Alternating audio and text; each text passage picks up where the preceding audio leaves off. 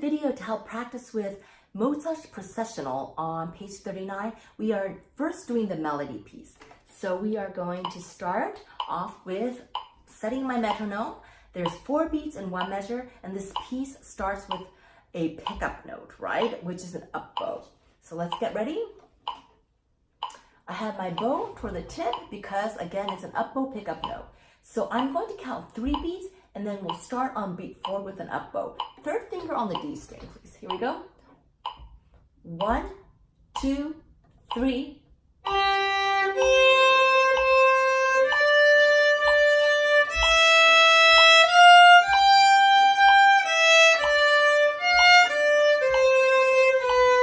Hold, 2, 3, up.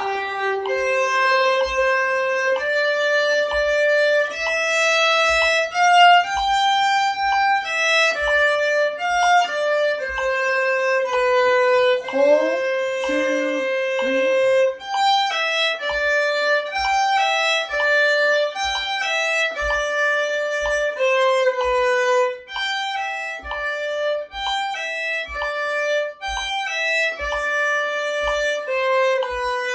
Up.